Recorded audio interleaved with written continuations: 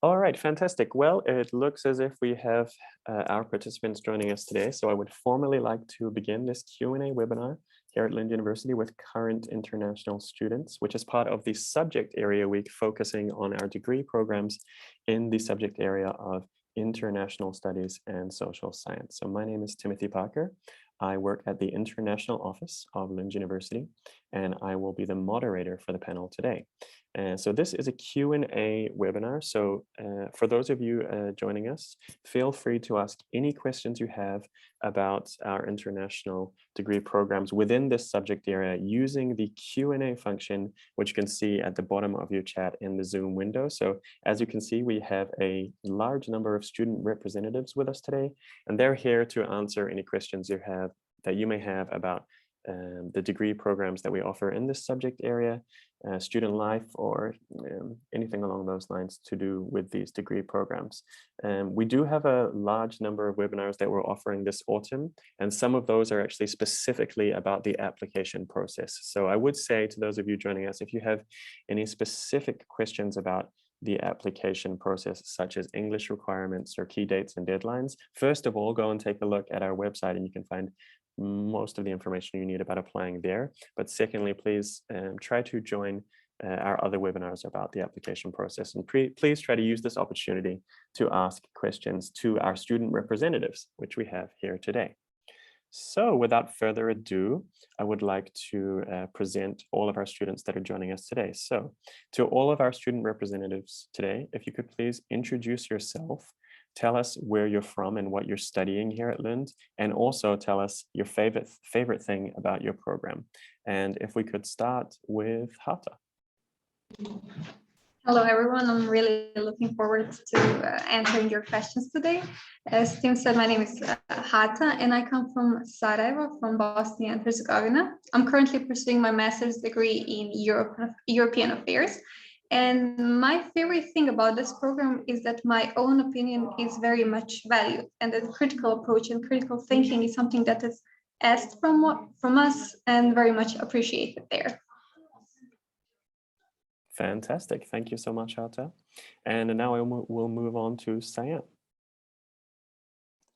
Hello, everyone. I'm Syam, and I'm from Indonesia. I'm studying a master in sociology, and I'm looking forward to answering your questions. And for me, what I love the most about my program is that the theory and the methods that taught in my program are very up to date, and I get a lot of new perspectives in the field of sociology. Thank you. That's fantastic to hear. And next up we have Dian. Hi everyone, my name is Sean and I come from Singapore. I'm studying the master's degree in strategic communication. And one thing I like about studying my subject area in Lund is that you get a lot of freedom to discuss and ask questions about the concepts and theories that the teachers teach you about. And that is something that I appreciated very much over here so far. Thank you. Fantastic. And next up we have Dian studying human geography. Hello everyone, I'm Dian. I'm from Indonesia. I'm studying in Master of Human Geography. And the most I love from the Human Geography program is it's met my expectation to learn about inequalities development and how to tackle the inequalities. And also it's draws the perspective both theoretically and practically. Thank you. Fantastic. Thank you so much. And next up we have Catharina. Hello, my name is Catharina. I'm from Brazil and I'm pursuing my master's degree in media and communication studies. And I would say what I like the most about my program is the connection that I have with people from all over the world and how we can see communication through different eyes. So yeah, that's a huge highlight for me. And I'm looking forward to answer your questions also. That's great to hear. Thank you so much, Catharina. And we have Yo-Yo next. Hey everyone, I'm Yo-Yo and I'm from Taiwan. I'm now currently studying in service management in campus health support. The very thing in my program is that there's nothing right and wrong, so everybody is motivated to join the discussion. So yeah, so I expect to discuss with you all. Fantastic. Thank you so much, Yu. And for those of you listening today, Lund University does actually have 3 campuses. So our main campus is located in Lund, where many international students live. But we also have a campus in Malmö, the 3rd largest city in Sweden, which is 10 minutes train ride from Lund. And as Yo-Yo just said, some of our programs are taught in Helsingborg. So Yo-Yo, I was wondering, do you actually live in Lund or Helsingborg? Yeah, I'm now living in Helsingborg. Just like the walking distance is like 5 to 10 minutes to campus. Okay, fantastic. That's great to hear. So there is a lot of different options for international students coming to study in Sweden, although most international students do live in Lund. And last but not least, we have Aga. Hi everyone, sorry that I'm speaking without a video, but I'm sick. My name is Agnieszka and I'm from Poland. I'm studying bachelor's in development studies.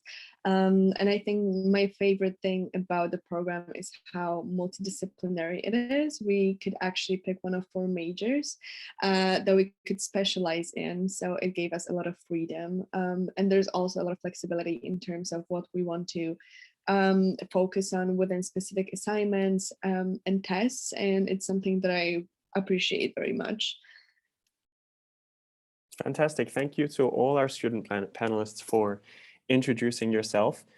For those of you attending the webinar today, if you didn't already notice, Lund University is a very, very international university, as you can tell by the diversity of panelists that we have here today, coming from a large, different number of countries as well. So I would like to remind everyone who's joining the webinar that you can use the Q&A feature to ask any questions whatsoever to our panelists, so don't be shy. Use the Q&A feature. You can direct your question at a specific panelist about a specific program, or perhaps if you have a more general question about studying in Lund, about this subject area, you can also ask that question as well. But while we wait for more questions to come in, I would like to also have a little bit more of a discussion with our panelists as well.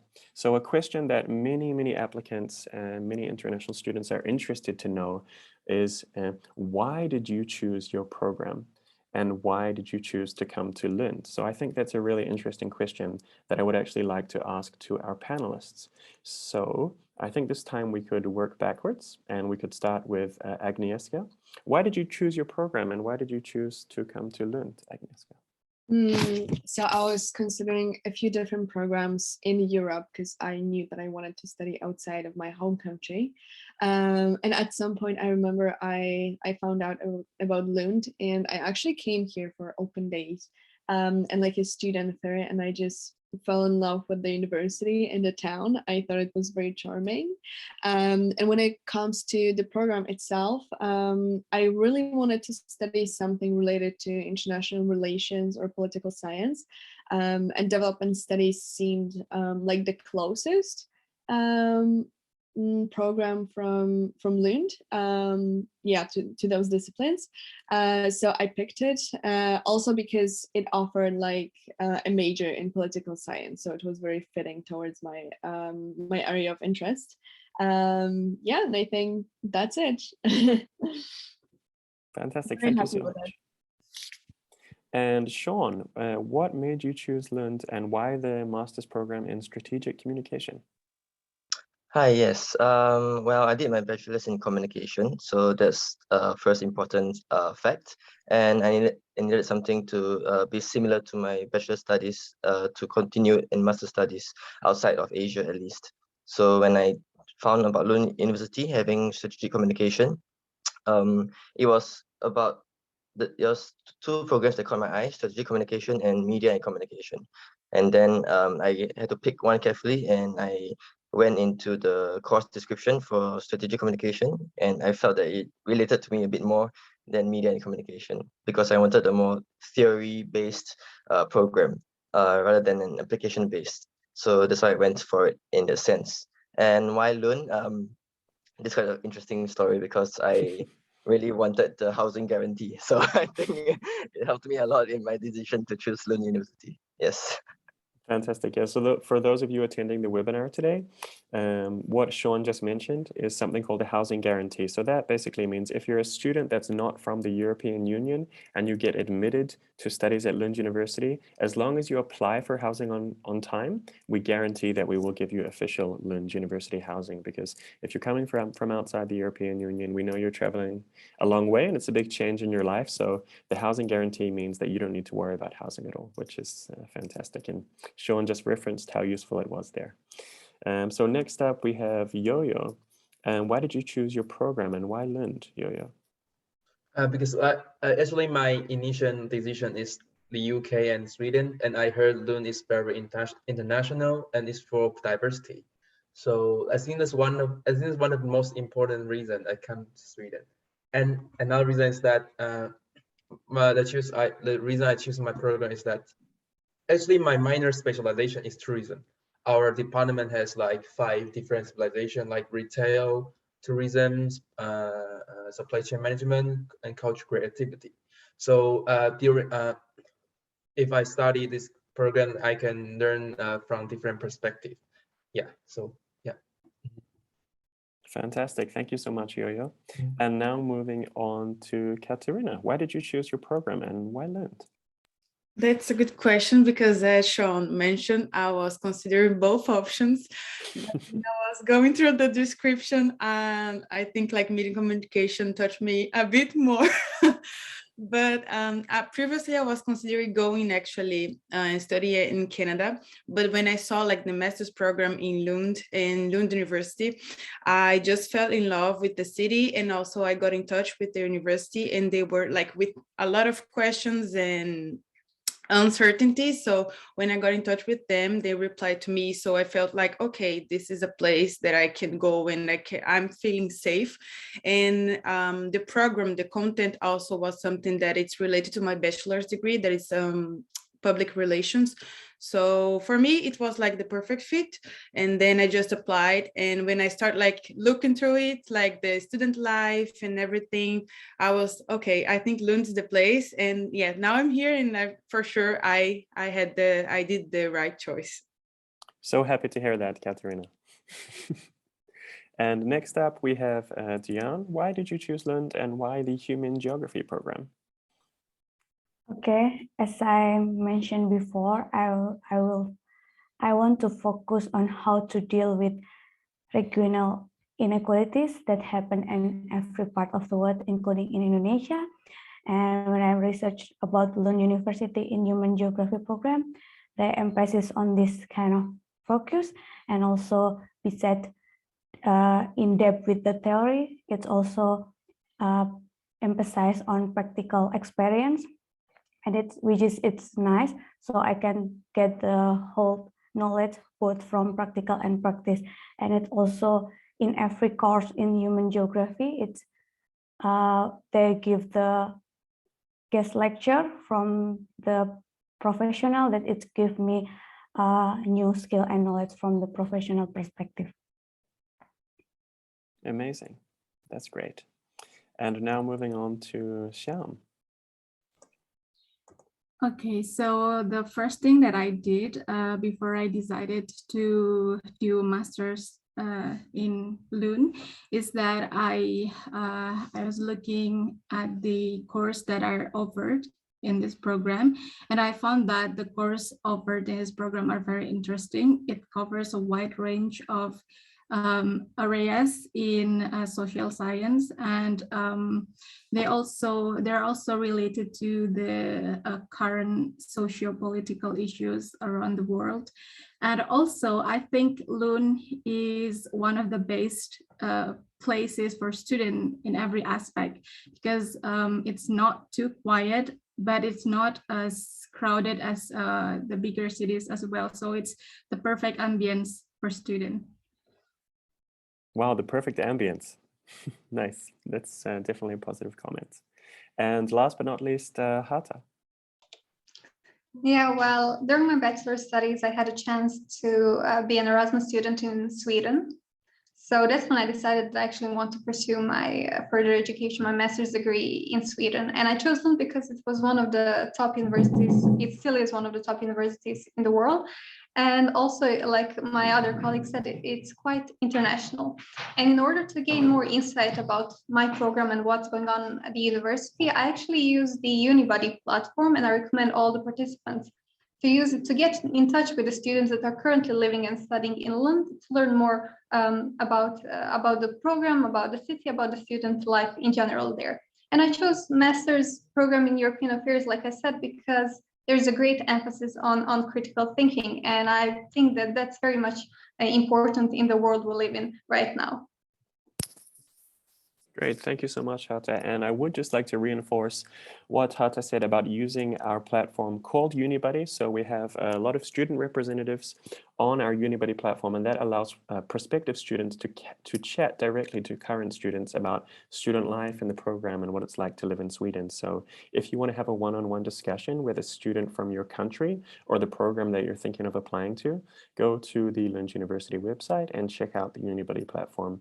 It's completely free to use, and it's a really good way to talk to current students. But we also do have current students with us right now, and I can see that we have some questions coming in from our attendees. And the first question that we have here is actually relating to human geography. So that would be a question for Dian, and it's actually a multi-pronged question with two questions in there.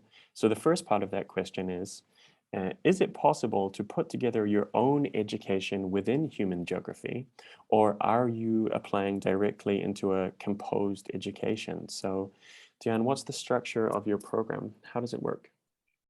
Okay, well, in human geography program, we have already composed education course that contain several courses in each semester from the semester 1 and semester 2. But in the semester 3, you can choose within your own education course, or you can choose the internship or exchange study, like what I did. Now I'm in exchange study.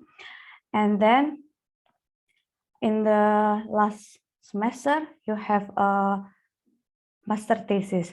So basically, you can choose only in the semester 3, but the other, you already get a compulsory course that wide range from the practical and also theoretical courses. And then for the second questions, yes, three things that makes education worth to study. Firstly, it's very international. I have a lot of friends from all over the world in class, so it gives you a lot of perspective, and you can learn from the others in the discussion within the class. And then the second one, I would say, for the knowledge that I gain from the lecture and class itself. So it's very nice and great, spectacular. You can get the knowledge that you want to propose. And then the third, I would say the practical skills, because in human geography, you will get the GIS skills that it's really worth it to learn. Yeah. Fantastic. That was a rather demanding question, asking for 3 specific reasons, and yeah. you really confused to answer it. Thank you so much for providing such a concise answer. And to everyone that's joining us, do not be shy with your questions. We have students right here with you right now, live, ready to answer your questions. So please do not hold back. They're ready and waiting to answer your questions about their programs. And we do actually have another question, and it's from Carlotta. And I'm actually going to ask all the panelists this question because it can vary slightly from program to program, although the teaching style in Sweden and in Lund is pretty consistent, especially within this specific subject area.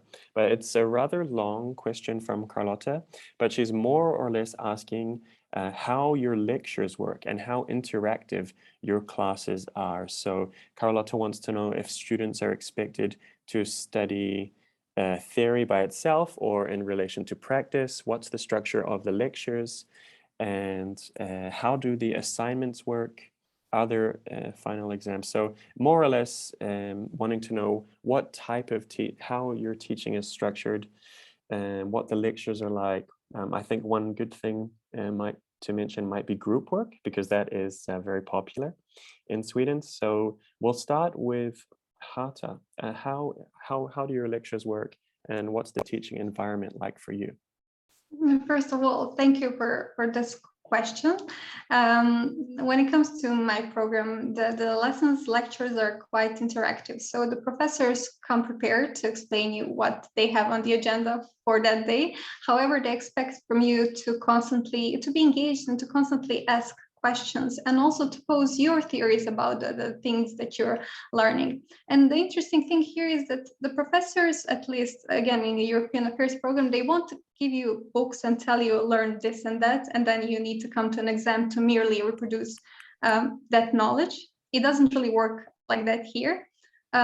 You do get a bunch of books, bunch of readings for every week, but when it comes to the exams, questions are quite broad.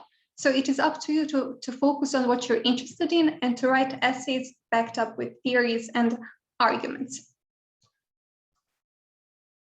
Fantastic. Thank you so much for that, Hata. And Syam, we'll move on to you next. What is the teaching environment like for you in the sociology program? So one thing that surprised me at the very beginning in my study was I noticed that the way they give lectures are very in an interactive way. And for example, in the first semester, in each seminar, we were given the opportunity to explain our understanding of social theories within a debate system. So at the same time, we also had to criticize what our opponents had presented. And it was very interesting because it trains our critical thinking, skills, and provide us a deeper understanding about the sociological theories. And we also sometimes had a very relaxed classes, like last course we had like a liquid coffee seminar, where during the seminar we have arranged the classroom in a cafe-like setting with a number of tables. So we sit around the table and we ask questions and discuss about things that have been taught during the courses. And we also have several opportunities to give feedbacks to the lecturer about what we want these courses to be in the future. And yeah, so that's it. That sounds great to hear, and I'm really glad to hear that the teaching staff are receptive to feedback and looking to always improve the classes as well. So next up we have Catharina. What is the teaching environment like for you? Yeah, it's also very interactive in my program. I've had the opportunity to have like both styles, like pre-recorded lectures, but also live lectures. But we are also free to have to reach the teacher out and ask questions if we something is not clear during the lecture, if we are like running out of time. And also we have a lot of seminars and group work, what it's kind of helpful to go through the individual essays. So basically in my courses, we have like group work based on the techniques and technical approaches that we are being learning. And then the final essay, we go through the same process by ourselves. And one important thing that I think it's a kind of like maybe different from the other programs is they mix it up, like first year students and also second year students. And some of the second year students, they are like mentors from the first year students. So it's kind of like a kind of guidance during this process. And I think for me, at least, it was very helpful because like academia, it's completely different from the workplace and job market and everything. So having this kind of like guidance in the beginning was really, really nice. But overall, we have it depends on the teacher, of course, and the course, but it's very interactive for sure. That's great to hear. And I could see our other panelists nodding when you mentioned mentors as well. So that's not just something that's related to the Media and Comms program as well. So many of our programs have mentors there to guide second-year students, there to guide you and help you on your academic journey. Next up, we have Yo-Yo. What was the academic and teaching environment like for you? Yes, as other panelists states, yeah, we have like the mentor program. Like for the second year, like they will organize maybe like a study group for you. So if you have any question about the workshop or the lecture, and you can not only discuss with the lecturers and professor directly, but also you can discuss with the SI leader. Yeah, we call it SI, like study instructor leaders. So you can communicate face to face directly. So I think it will be more convenient. And we have also like for like the lectures, like this Monday we have like an excursion because I study in tourism.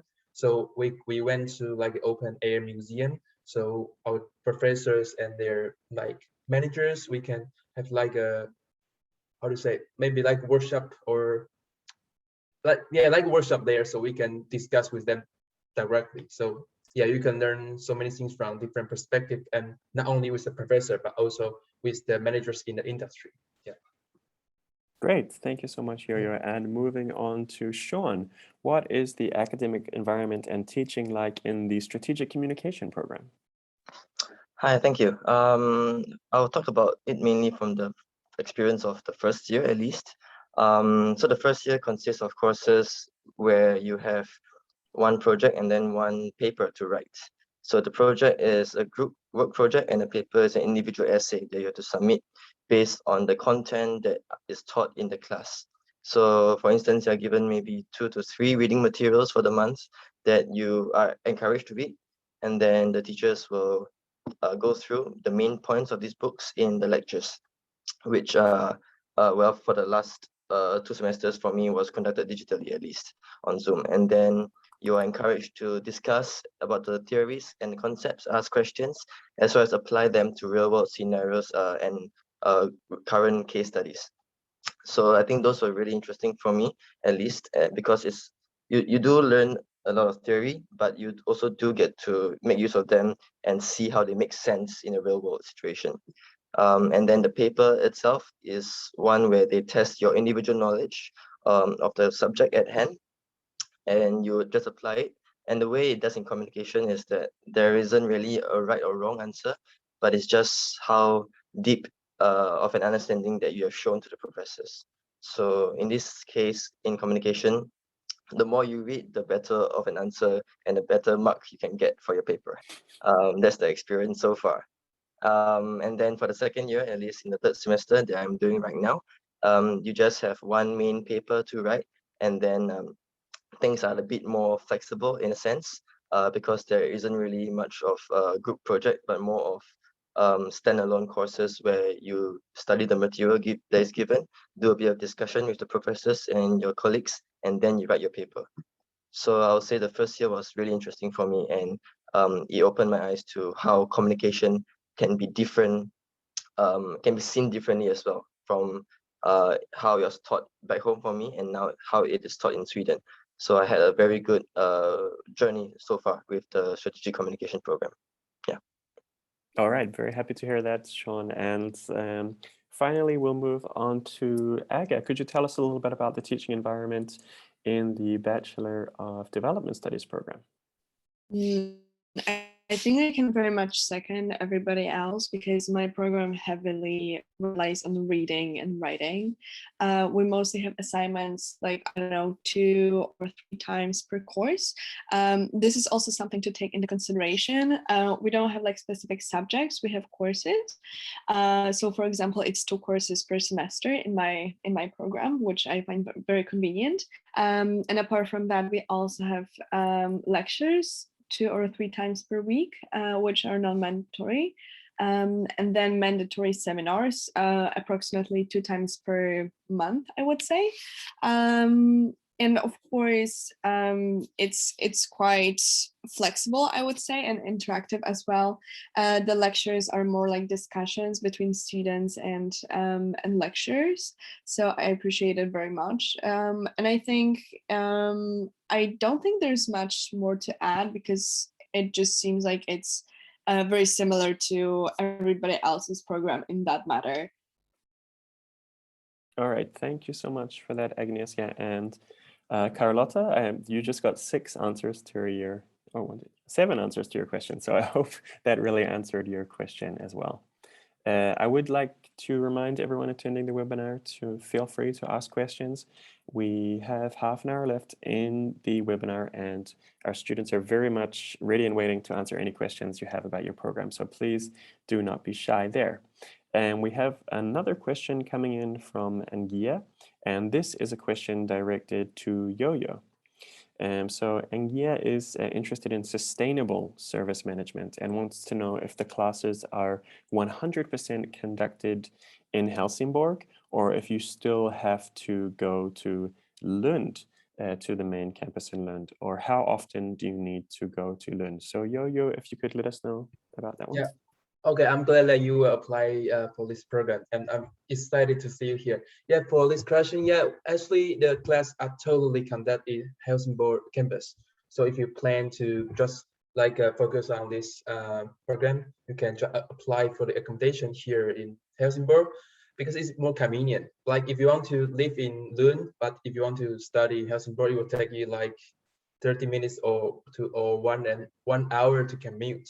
Like Sean, he studied in Helsingborg, but he is in Lund. But because this example is that because of the coronavirus, so most of class are like conduct online or hybrid.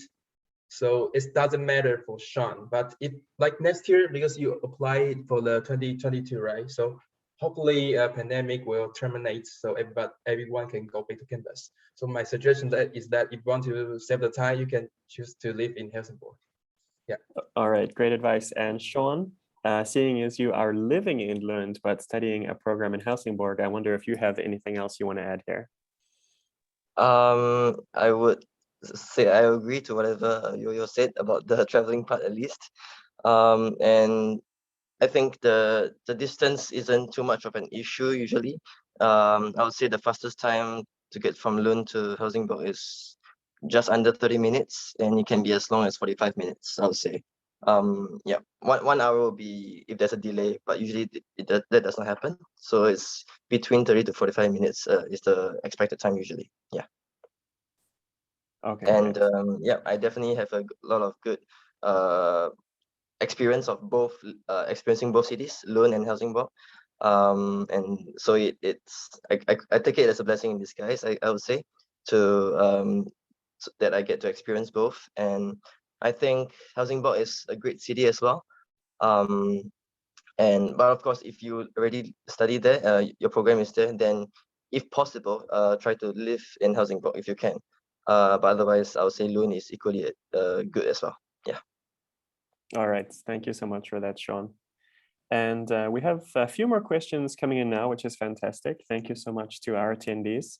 This question is from Troy, and it's about the development studies program, but Troy is actually asking about the master's program in development studies. So we do have Aga here today, but she's actually studying a bachelor's in development studies. So unfortunately, we don't have a student who can directly answer this question. So what I'm going to do, Troy, is I've actually, if you look in the chat, Troy, I've actually sent you the email address of the program coordinator for the master's program in development studies. So you can actually send them an email and they will get back. They're very good there at the development studies program. They will get back to you within a couple of working days, and they will be able to let you know about the modules that are offered on that program. But seeing as we do have actually a student studying the Bachelor of Development Studies, Aga, I was wondering if you could just give us a little bit of a rundown of the different types of courses that you have available to you in that program. Sorry, like I completely don't remember from the top of my head what specific courses we had. Okay. It's also like dependent on which major you pick, because we have 4. For me, it's political science, but you can also choose sociology, economic history or human geography. So it depends on that. In my second year, and I'm doing bachelor's. So my course of study consists of 3 years. We also had a fair share of electives, and I don't know if it's a thing in master's program as well. But the core courses from development itself, it's mostly like, for example, research methods, I would say. It's something that I'm doing right now because next semester I'll be writing my bachelor's thesis. So we're heavily focusing on that. And I remember that those elements were also present in the first year courses. So. Fantastic. That's great to hear. Thank you so much for that, Aga. And we have a question here from Jana. And this is a really good question that I'm going to ask to all the panelists, because I know from working with the application process that this is a question that everyone really wants to know the answer to. And it's about how to write a good statement of purpose, because many of our master's degree programs require a statement of purpose or a letter of intent. So Jana asks, do you have any suggestions about tailoring a statement of purpose to a specific program? So any tips and tricks you have about writing a good statement of purpose, now is the time to share them. You all obviously have been admitted to programs, so you have written successful statements of purpose. So let's start with Hata. Was that required for your program? Yes, it was. And I always start these kinds of letters by a personal touch, why this study matters to me, why this subject area is important to me. And then I develop further on what I can contribute to the program and what I want from the program to get. So I think those 3 things, like some personal stories and also how you can contribute to it and what you expect from the program, is something that you should base your personal statement of purpose on. Great advice. Thank you so much. And moving on to Syam, what advice do you have for the program-specific documents when applying for the master's program in sociology? Well, what I did was make sure that you know and understand about yourself and your purpose and what you want to get from the program, and combine it with your experiences relating to the study area, and what you can contribute as a student, whether it's academic or other aspect for the program and the university as well. So I think it will be one basic aspects that you need to be considered in your statement of purpose.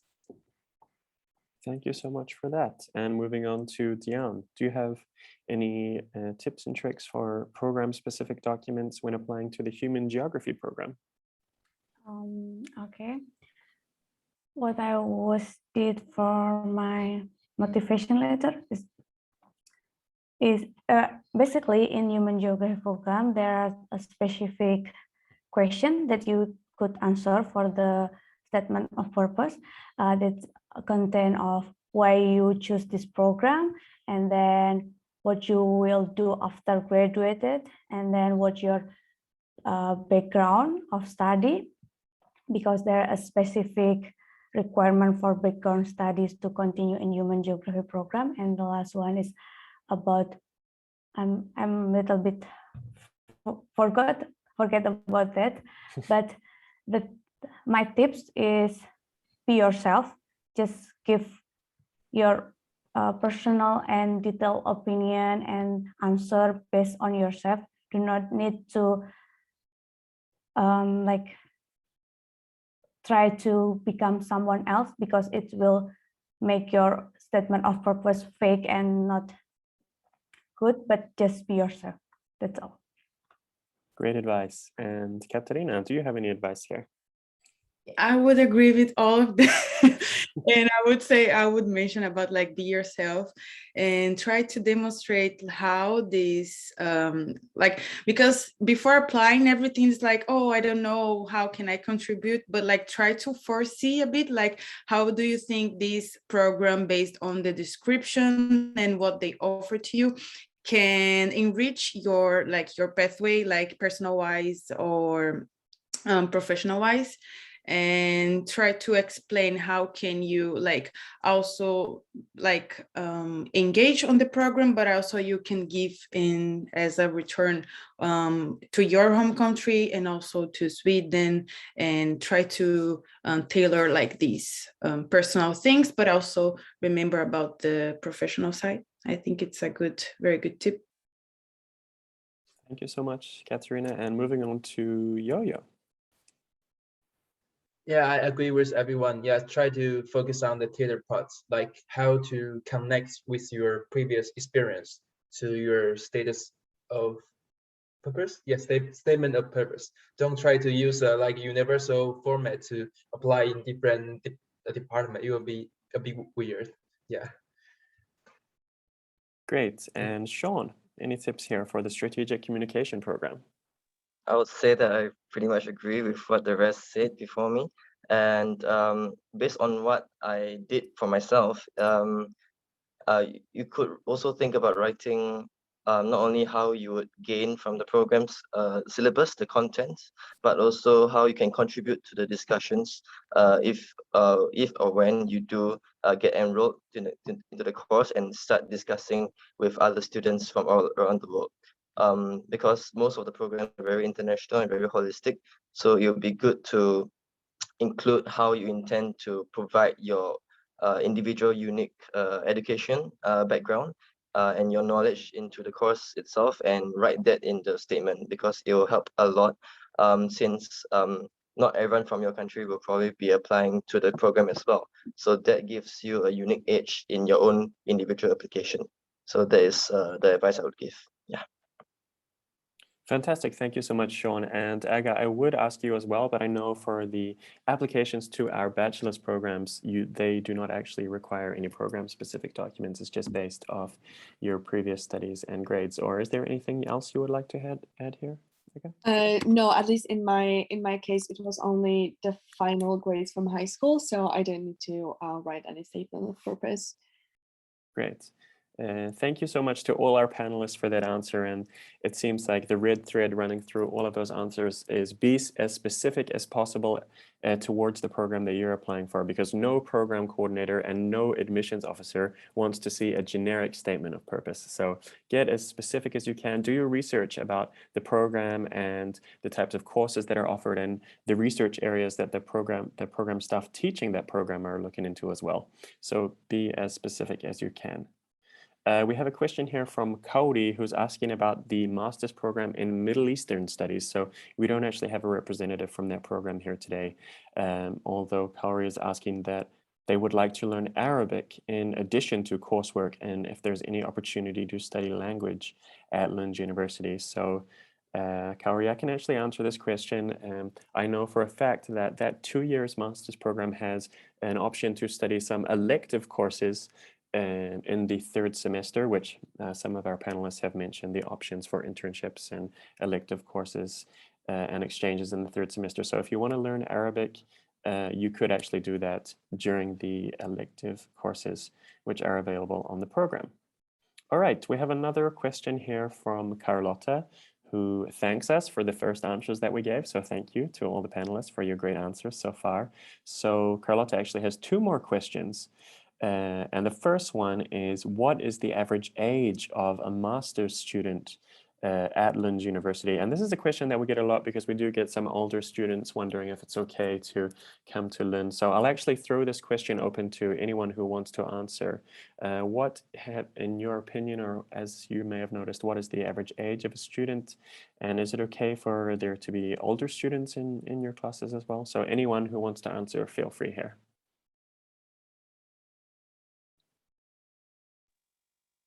Sean, go ahead. I could try to add in. The youngest classmate for perspective would be that I had was about 22 years old, 22, 23. And the oldest is in her mid-30s, 32, 34-ish. And I have a good friend of mine in the media and communication program, who is actually 42 years old. So I think that gives a very wide range of possibilities of age that you can start. So there's definitely not too old an age to begin doing your master's program, as long as you have the documents necessary to apply and you write a good statement of purpose. Great. And Yo-Yo, I saw you had your hand up there as well. Oh yeah, like Sean said, age is not a problem. For me, our classmates like from 22 to even 40. So yeah, welcome no matter like how old are you. Yeah. Great. And Hata, I saw you nodding along before. Did you have anything you wanted to add? Yeah, I also wanted to agree with my colleagues, and even during my bachelor studies, when I was on my exchange in Sweden, we also had a couple of people who were in their late 40s who were studying on bachelor's programs with us. So I think no one should be worried about the age here. That's great to hear. So everyone is welcome here at Lund University, regardless of your age. Although I would say, having been an international student previously myself, that the average age of students is probably somewhere in their within the age of 20 to 30. But as you have all mentioned, there's students outside of that age bracket as well.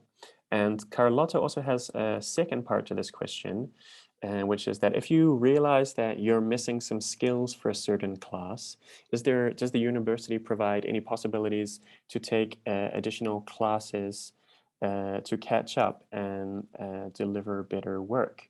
So is there anyone who would like to answer this question?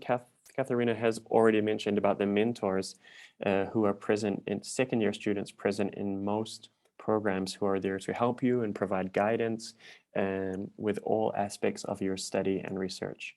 But if anyone would like to take the floor here, what do you do if you realize that you need some certain skills in a specific area that you don't already have? So as you said about the mentor group, it's something that helped me a lot. And like because like they are students as well, so they pass through the same process like in my program. So for me, it was the best option. But I do know there is the academic support department or center that the students, if they notice, oh, okay, I would like to focus more on writing or reading, they're like didn't see. But I've heard about like some colleagues that they had the support and they said good things about the center. So if anyone has experience and maybe has any personal experience to share here, but yeah, I would say these two options would be the ones that I would highlight, and I think it's very helpful.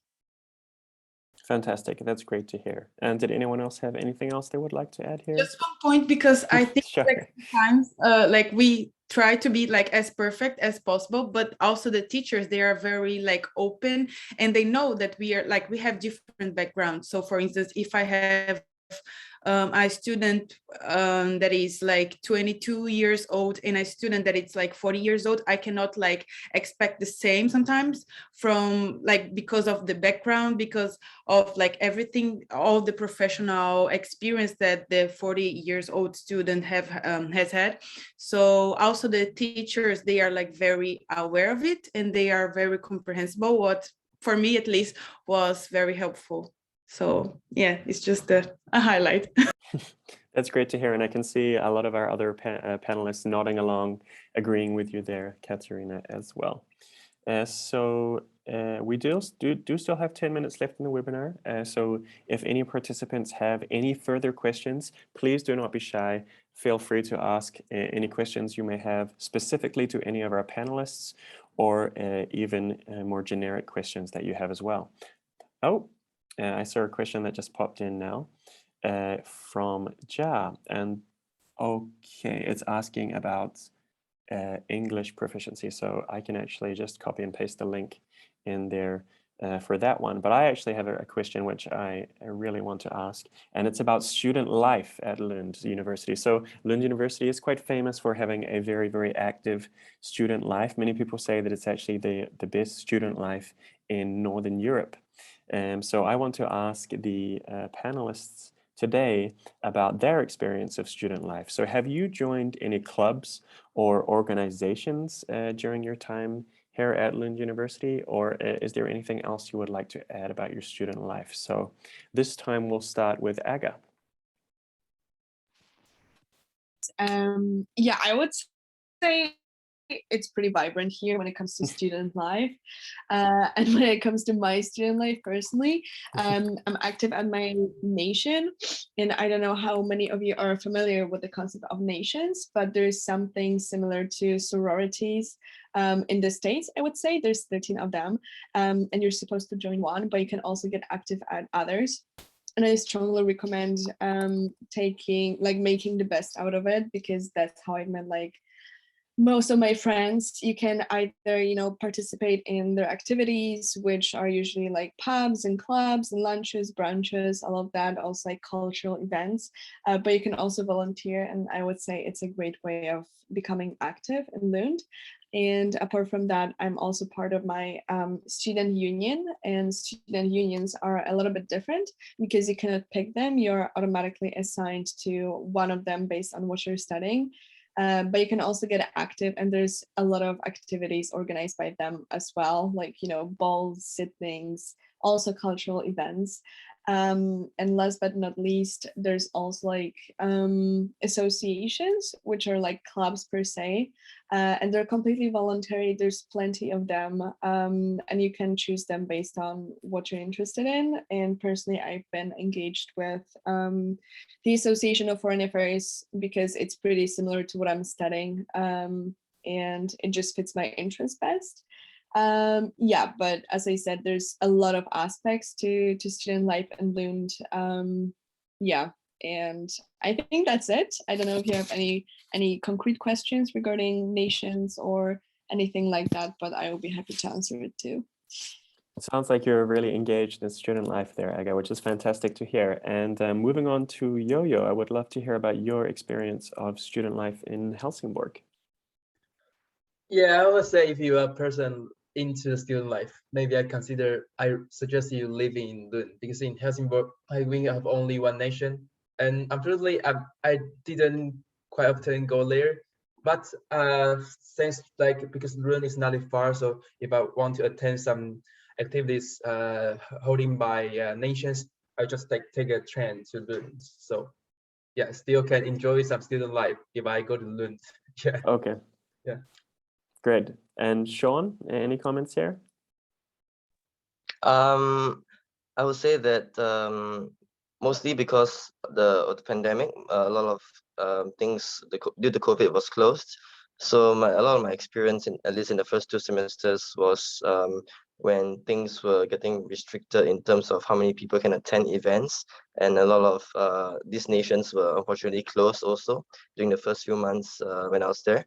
So in terms of student life per se, in our dormitories, our student accommodations, we have a lot of international students living here, and we tend to organize our own little social gatherings among ourselves usually, which consists of probably dinners and board games, for example, where we socialize among each other, even during the times when nations were not really open. So that was most of my experience, at least in the last 1.5 semesters, in spring at least.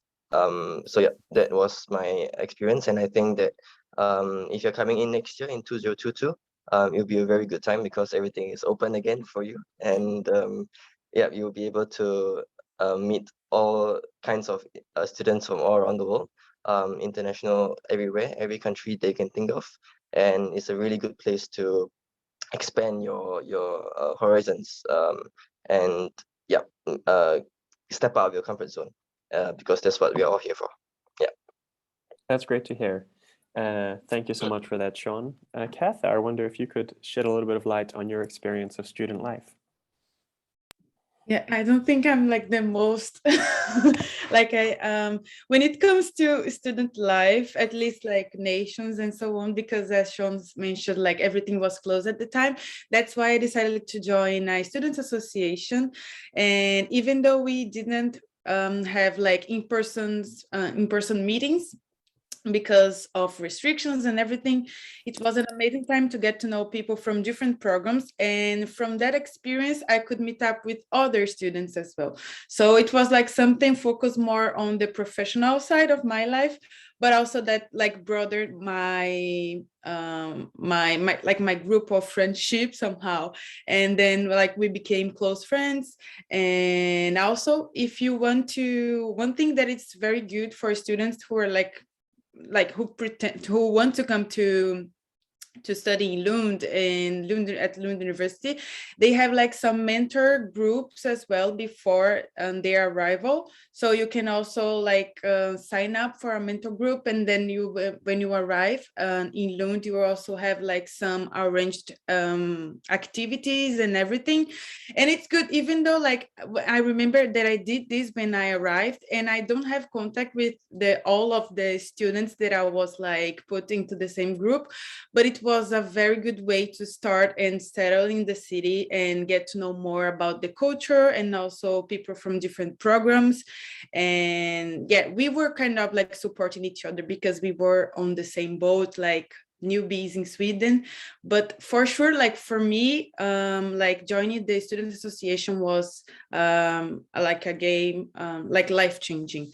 And yeah, I really recommend that, like be active in the university. Wow, life-changing. That's great to hear. And Dian, do you have any comments on your experience of student life so far? Well, I'm in the same phase like Hsuan and Hata. Everything was closed last year, so I just even attend one event in the nation, also with Hsuan, I think. Yeah, but I also have a lot of international friends in my corridor mate, and also I'm joining the Lund ambassador. I can meet all the panelists and the other students from all over the world, and it's a great experience. And also there's a lot of what else, the event in Facebook. Like last year I attended the fruit picking with the other student. So we went to the park and then pick some fruit from the park, and it was great experience to know people from the other part and also to make a friends. And you can also like join several events like academic foreigners, like the student association and organization. It's also great to start with making new friends. That's all that I did. That's great to hear that there's so many opportunities to make new friends and meet new people. And just in case you didn't pick up, to those of you attending, the Lund and in Sweden is more or less open for business again. Things were a little bit more closed down due to the pandemic, but classes are being taught in person again, and most social events are open. Of course, the pandemic is always changing, but things are open for now, and I really, really do hope that it stays that way as well. Syam, did you have any comments on your student life, your experience of student life? Yeah, last year, although during the pandemic, our social activities were limited, but I still gathered with with a small group of friends from my program, as well as the neighbors in my apartment building, and we usually have potluck or bake some cookies together, and sometimes I also jump into my friends' corridor parties. And yeah, I think it was not, I didn't attend big events or anything similar to that, but I had a very interesting and intimate activities with my friends from my program and my neighbors. So I think that's enough. That's great to hear. And last but not least, Hata. I think the other panelists have said a lot about combining work and fun in Lund. It's definitely possible by joining all those different associations and nations. But also, I think we haven't mentioned the representative assembly at the Social Sciences Student Union, which is a body where anyone can be a part of. There are actually elections for that, so you get to choose and you can also be elected, and you decide on the matters related to our faculty. So I think it's a really cool place to learn many new things, to become a change maker, but also to meet lots of great people there. Fantastic. And we are actually running out of time here. And so we will be wrapping up the webinar quite shortly. But Hata, there was one thing I also wanted to ask you about, because you're currently doing an internship, right? So could you, I would, of course, if we had more time, I would love to ask all the panelists, but Hata is currently doing an internship. So I'm just interested if you could tell us a little bit about how the internship fits into your program. What is your internship? Where is it? And how did you go about getting that internship? Okay, because we're running out of time, I'll be brief, but I again suggest anyone who is interested in to contact me through our Unibody platform. But basically, the coolest thing about my program is that you get to customize the third semester. You can either go for an exchange anywhere in Europe or the world. You can do an internship like I'm doing for the whole semester, or you can decide to do half a semester an internship and the other half come back to Lund and take some courses to get those ECTS points. Or you can just stay in Lund and continue with courses. So I opted for internship, and I'm currently working in Sarajevo, in my hometown. And the process is a bit tricky, of course, to get internship in as a student, I think, because it's very competitive, especially in the EU-related agencies. However, there are different opportunities for students at the Masters in European Affairs program, because every January, for example, European Commission has a Blue Book traineeship for which you can apply. Also, every May, European Parliament has an open application for internship there. So there are different opportunities. Bear in mind that they're very competitive, but still, it costs nothing to apply for them. And I think it's, again, a really cool thing that you can customize one of the semesters at the university. Fantastic. I'm glad to hear it's been such a positive experience for you being able to customize that third semester. And we do have one final question here from Agya, who's a non-native English speaker, and she has read about our English preparatory program, which is available in the summer to international students. And she just wants to know if anyone on the panel has actually taken that program. So I'm just wondering if anyone has taken it. Doesn't look like it. All right, but again, what you can do is you can look on the Lund University website about the summer preparatory program, and there's some contact details of our education partner on campus who runs that program. You can send them an email and they can connect you. They can connect you to some previous or current students, or it would be previous students in this case. So the time is now 5 minutes past 4 here in Sweden, which means, unfortunately, that the panel will be coming to a close.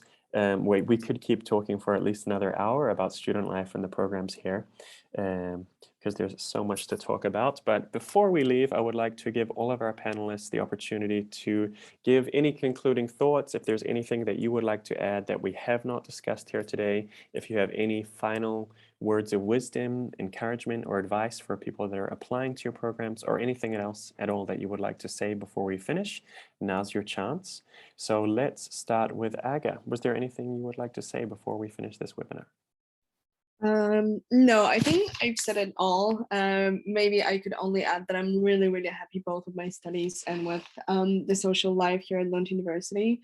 And it's really unforgettable, especially when you're engaged as a student. So I strongly recommend taking every advantage that, is out here and getting the best out of it. Thank you so much, Aga. And Sean, any concluding words? I would say that embrace everything that you can if or when you come to Lund University to study. It won't be easy at the beginning, but it will be worthwhile and fruitful towards the end, because 2 years is a really short time, and before you know it, it just goes past really quickly. So cherish every moment, and you'll be the best time of your life, I think. Yeah, thank you. Wow, that's great to hear. Yo-Yo, any final thoughts? Yeah, attending in at Lund University is a great decision ever. So welcome, and we look forward to seeing you next year, 2022. Good luck. Yeah. All right, Catharina. We discussed a lot, but I would just say that that you should like believe in yourself. Sometimes we are just like afraid of applying because we think that we might not have like the perfect skills for the program or for the university. But at the end, everything is gonna be figured out, and we're gonna learn. And so no worries, be brave and do it. So yeah, my final thought. Thank you, Catharina. And Dian, any concluding thoughts? My concluding remark, it's related to the last questions. So be confident, even though maybe you think that you're not capable on English and speaking English. Like I'm also like not good enough in English, but just be confident as long as you can speak something and they understand and you can understand what they are saying, especially the lecture. It's good started, and be confident, and I'm waiting you in Lund. Thank you so much. And Syam, any final thoughts? Yeah, I would say that my experience in Lund is a life-changing experience. So I won't say that it was easy, but I think it will be worth it because you will learn so much, not only about your program and what you're studying, and you learn about friendships, and you also learn about yourself. So don't be afraid to step out of your comfort zone and apply to Lund University. And we're looking forward to seeing you and greet you here. Such kind words. And finally, Hata. I would like to agree with all other panelists and just invite everyone who like to study in a very dynamic international environment to definitely apply to the programs at Lund University. Fantastic. That is really, really great. Unfortunately, the time has come to end the webinar. So I would like to just remind everyone attending today that we are currently open for applications for international programs that are beginning in the autumn semester of 2022. So the 17th of January is the last day to apply for programs, and then the 1st of February is the final day for you to upload all required documents. So you still have quite a bit of time. You can go and take a look at the Lund University website to read all about our programs. You can take a look on social media such as Instagram and Facebook to find out about student life, or you can go take a look at the Unibuddy platform to chat with current students more if there's anything else that you would like to find out about. But for now, that is the end of the webinar today. Thank you so much for joining, and I wish you all, I would like to once again thank all our panelists. Thank you so much for joining today, and thank you for your fantastic answers. It's been a pleasure to have all of you here.